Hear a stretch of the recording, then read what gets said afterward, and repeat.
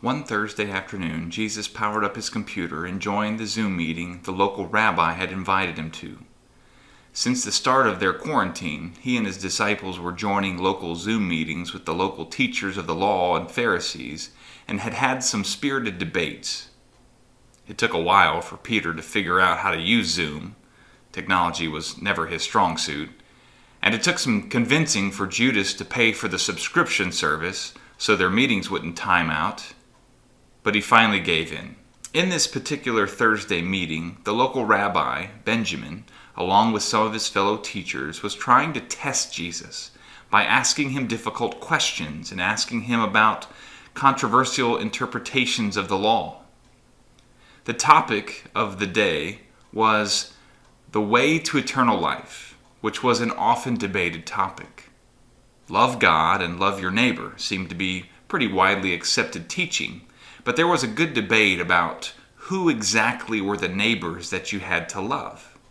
People seemed to draw the line in different places. Benjamin took control of the meeting and asked Jesus, "What about you, Jesus? Who do you say that my neighbor is?" Jesus unmuted his microphone, leaned into his camera, and told them a story. A Jewish man was traveling from Jerusalem down to Jericho. Now he begins the story with a relatable character. By saying a Jewish man, Jesus was telling them that this man was one of them. He was a fellow Jew and someone who was traveling from Jerusalem, something they had probably all done before. And so it was easy for them to identify with this man in the story. Well, as he was on his way, the man was attacked by bandits or hooligans, rebels. You can picture them. You know them, what they look like in the movies.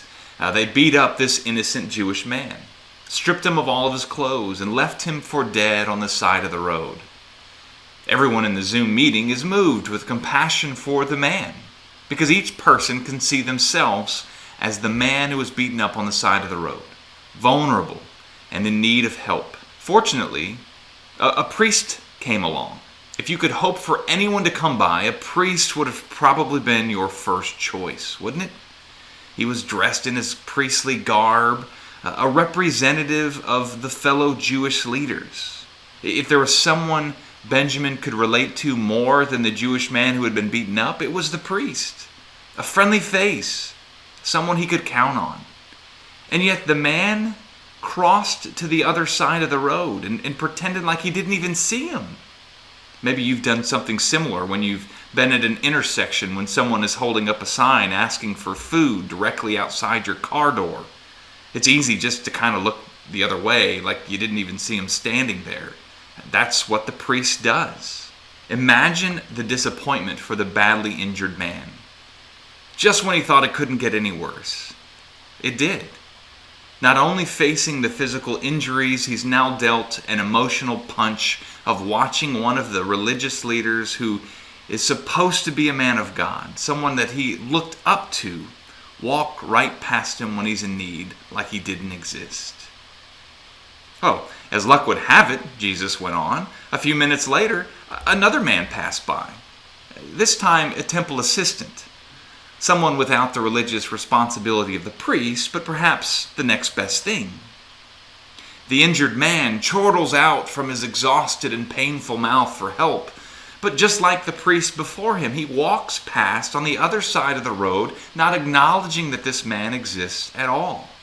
It is as if this injured man were invisible, back to feeling sorry for himself and wallowing in his pain, which was immense, when a despised Samaritan came along. Now, as Jesus utters the word Samaritan, everyone in the Zoom meeting shudders, except Bartholomew. He had gotten up to get some Easy Mac in the microwave. But it was like Jesus had spoken the name Voldemort at Hogwarts for everyone in the meeting. Everyone snarled and rolled their eyes. A Samaritan doesn't have the same emotional punch to us as it did to them. We are much more civilized. We can't imagine ourselves being as emotionally charged by the mere mention of a group of people. But what if the Samaritan was instead someone who had the COVID virus but refused to wear a mask? Or a convicted sex offender? or a dirty, smelly homeless person who was a little mentally disturbed, or a foul-mouthed protester wearing a MAGA hat, or a strong-willed, confident woman wearing a Right to Choose t-shirt and holding a rainbow flag, or whoever it is that secretly makes your blood boil or your skin crawl or makes you go out of your way to avoid, whoever that is the person who stops and takes care of the injured man. And more than that, he doesn't just stop and check on them. He doesn't roll down the window and hold out a few dollars and throw some Band-Aids at him and wish him well. He goes above and beyond. He picks him up and gives him medicine. He soothes the wounds, which is a way of Jesus letting everyone know that he touched him.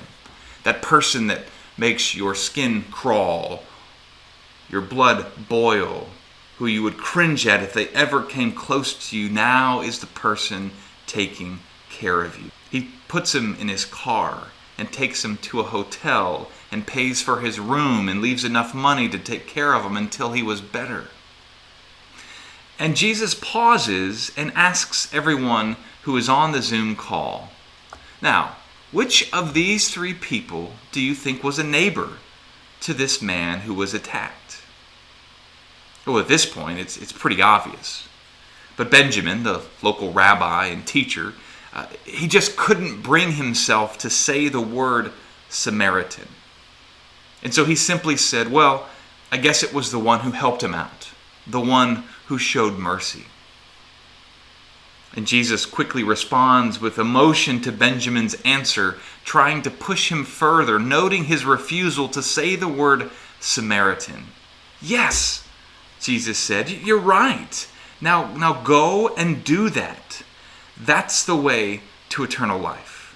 Love God with all that you have and go out of your way to love the ones that make your blood boil and make you the most uncomfortable and who are the most difficult and maybe even the least appreciative. Those are the ones. That's your neighbor. That's your neighbor. Go and show your love to them.